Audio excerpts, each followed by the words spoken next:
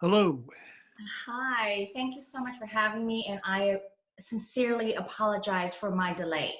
It's okay. It's pandemic time. It's Um, pandemic time, and it's also DCCC yeah, endorsement. not our party. Not at Not all. your party, but No, we don't. We're not members of either of the corporate parties. So thanks for joining us tonight. We do thank you. have a bit of a format. We give you a couple minutes to make a brief statement, and I'll give you the timeout. And I'm Mike Murphy. I'm here with Rich Stone, um, John Mark Chandonia. We're all county council members.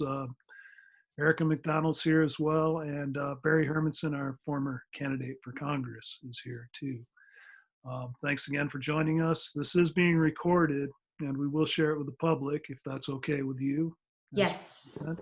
And if you would, in a couple minutes, give us a concise statement about what your campaign's all about. Great.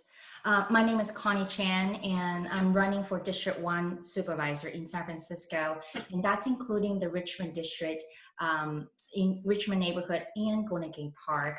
I'm a first-generation immigrant. I came to San Francisco when I was 13 years old. My mom still lived in the same rent-control apartment that I grew up in Chinatown. San Francisco has been a great home for my family and me. My partner, he is a firefighter in the city. He and I, with our family support, are able to afford our own home in the Richmond, raising our 7-year-old son, who's going to be a second grader at Lafayette Elementary School. We, again, like I said earlier, San Francisco has been great, especially its progressive policies, so that my family can actually thrive and take roots in the city. But at the same time, especially in the last few years, we see that the income divide has significantly increased, especially during this pandemic, that it has disproportionately hurting the essential workers, working families in San Francisco. And this is why I'm running to help tenants, even homeowners on fixed income and small businesses to all make sure that we get through this together. Okay. Thank you very much. Do we have any questions out there? John Mark has a question for you. Thank you. I was wondering, how would you have handled the mayor's unwillingness to follow the law regarding housing homeless people in hotels, or other problems with their COVID response, like the sort of the slow rollout of testing and contact tracing? Yeah, I kind of want to say first and foremost that overall, right, the pandemic, it's obviously a national crisis when it comes to testing, contact tracing, just kind of where we're at, but also personal protection equipment, the lack of, that is a national and statewide, and definitely now, like, it's been a local issue. So I think that is something that we need to continue to look on a local level, that how do we make sure that we're actually equipped and well prepared. And I look to the Department of Emergency Management, I look to our public health departments to make sure that there's really a coordinated effort, both in the long-term planning, but really in the short term, to how do we actually address those issues. I agree that, and I have, in fact, our campaign launched a petition to urge the mayor to immediately move the homeless population into hotel rooms when we know there were 80 hotels 80 hotels were willing to offer the rooms. We knew that like 93% were going to be reimbursed by FEMA. We knew that there are a lot of people really actually do want to move into hotel rooms on our street. And so with all of that, I think that, again, it's been quite some time. It's not even just because of the pandemic. Even before the pandemic, I think the homelessness on our streets has been ignored. And the only way that people know how to deal with it was, for the longest time, homeless sweeps. But I know that it does not work. It's like squeezing toothpaste, and what we really need is a long-term solution, like providing housing and food security, general, not just mental health or substance abuse treatment, but really general public health access to people everyone, and also public health education, public education, free city college. And I think that's going to help people to have job training and education so that they really be able to get back on their feet. Those are the things that I think in the long term. But short term, yeah, I think it's a constant struggles and checks and balances with the mayor's office that the board of supervisor have always struggled with for a long time now. Well, can I ask a follow-up, Mike? Yes. I saw that you regarding the checks and balances, you said that the the strong mayor system enabled the pay-to-play culture at City Hall. But did you have any specific charter amendments or other sorts of ideas for how we could make it a little more democratic and decentralized? I am like, when I answer your question there, the Kaufman, charter amendment of 1996. It took me a moment, and I'm not gonna lie, I did have to like Google a little bit and like trying to like refresh my memory and understanding, because we did, as a legislative aide to Supervisor Sophie Maxwell, and that is what we used to call Class of 2000, right? It's really a group of people that really like sick and tired of the situation, the suspected and now come to real pay-to-play culture in City Hall, that a group of supervisors say, we want district election and we want to, take back City Hall. And I think that was the starting of that, right? To kind of realizing the strong mayor structure. And yeah, I definitely think that we need to re-examine the city administrator's role overseeing our city departments, and how do we provide check and balances? Is it really provide more city commissions, or that there are other ways? And I think that we need to really have an in-depth conversation about that and to look into that, because it was also precisely having so many different commissions that Kaufman, charter amendment came to fruition. So how can we balance that? And let's have that conversation. So I absolutely support that. Okay, thank you very much. We have a question from Barry Hermanson.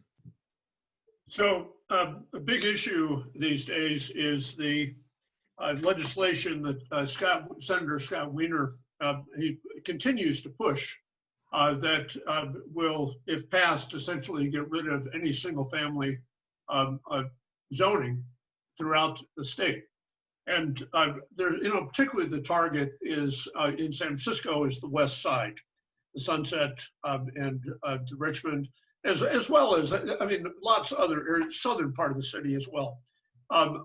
What is your opinion of this? And how would you address that? I think that it's more like the approach of State Senator Wiener that I think that I have a lot of issue with in terms of just the reasoning behind of his legislation. I really believe that, starting with the SB 50, and then there's different reincarnations of that very same bill, right? Mm-hmm. Is that essentially trying to take away local control.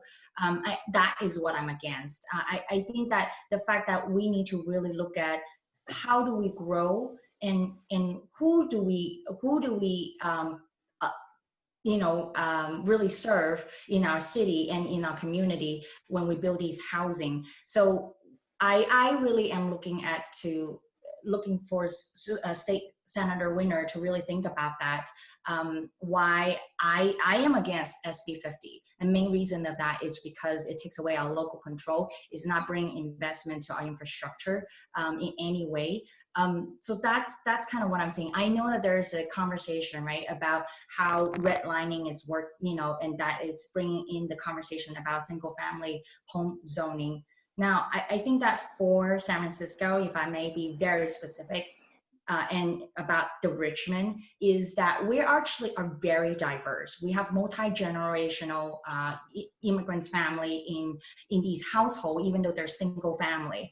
And in fact, Richmond, aside from Chinatown, what Chinese American call is the second Chinatown. Right. There's a lot of actually Chinese Americans living in the Richmond. In fact, 40% of them are Chinese speaking. So for me to think that that one size fits all, like let's just get rid of all the single family homes or zoning. That just doesn't make sense to me. And that's, again, that one size fits all approach from State Senator Wiener, it doesn't work. Not, at least for sure, for me, doesn't work in Richmond. Now, I know that you didn't ask me these questions, but I want to add one more point about why I think that his legislation, or the way he approached legislation, is problematic. It's also about his talking points or his message about CEQA. Thank you. I appreciate that. Yeah, no problem. Like it's the CEQA that I was born in Hong Kong. And I came here when I was 13 years old. When I look back to Hong Kong and Taiwan and China, there's a lot of heartbreaking situation where you just see areas got torn down without any consideration for the environmental impact and just for the sake of density and build. And so I really appreciate CEQA. I think that is what we need to hold on to. What we really need to change is not to lower the standard for our environment. What we need to change is the bureaucracy, and to make sure that it's efficient and not to have a huge backlog, and be able to process these cases efficiently and review these cases or developments efficiently. So that, again, is what I have some of the challenges why I would not support State Senator Wiener's some of the legislation. Thank you, Mud. Thank you very much. And then I just have a quick follow-up to that. On your questionnaire, you indicated that you liked Home SF. Yet that's a legislation that provides a loophole to get around CEQA. It allows the planning department, which is a clown show. The pandemic planning going on there now is just ridiculous. It allows them to make categorical exemptions under CEQA. Would you, as supervisor, have a look at former supervisor Katie Tang's real estate sponsored Home SF legislation and maybe make some changes to it, especially to make it like not allowable in single family neighborhoods like Richmond and the Sunset? I think that I support the idea of Home SF, that we can build affordable housing, and that to make sure that, again, when I think that San Francisco is growing, the world is growing, we need to figure out a way to really have a balanced development and viewpoint when we develop and when we build. With that principle, I support former supervisor Katie Tang's Home SF. I do agree, again, there's a lot of stuff that is problematic in terms of how do we build, where do we build, what is it that we're building, and who we're building for. Again, San Francisco had hit 98% of market rate housing production. We really need to look into affordable housing development. And so that essentially is why I support Home SF.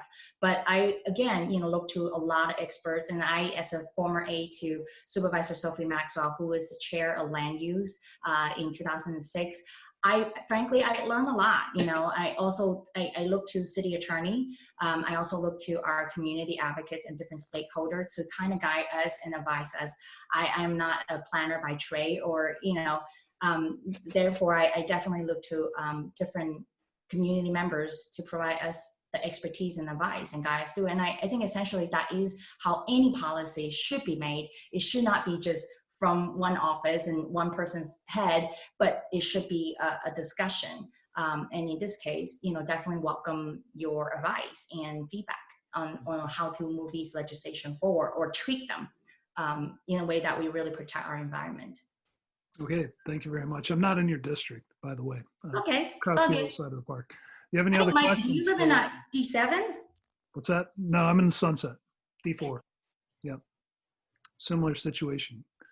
My neighborhood's going up for sale right now. You might want to look around and wait on the planning thing. Anyone else have any other questions? Nope. Yes. Oh, Rich. Yeah, there's a question that has been posed on others. I just wondered, other candidates, that is, I just wondered what your stance was on the formation of a public or community-based banking. Sorry, about Fort Mason. No, community-based banking or public bank. Oh, Yes, on sorry public- about that, if that didn't come through the first time. Yeah. no problem. About public banking, I really am in support of public bank. And as I'm learning more and more, and it started with Supervisors John Avalos a long time ago. And I know that Supervisor Malia Cohen also tried that. And I'm really proud, to have Supervisor Sandra Lee Fewer really pushing that, continue to move the ball. And I would say that it is critical more than ever now, especially during this pandemic, when we really see that the banking system has consistently failed all of us, especially, if I may say, the communities of color. And, the banking system really has failed the communities of color for, frankly, a long time now, but more so than ever during this pandemic, and definitely our small business. And I want to say, minority-owned small business. So I think that public bank, it's the way to go for us to really have an equitable future, financial future, and for us to rebuild our economy. So definitely. Great, thanks. Okay. Well, I want to thank you very much once again for joining us. And we'll make this statement, your statement, and the question and answer session available to the public. And we look forward to seeing you down the road. I appreciate it all. Please stay safe and healthy during this pandemic, and then some, of course, but I look forward to seeing you in person too, if possible, especially at Plow and Star. Okay.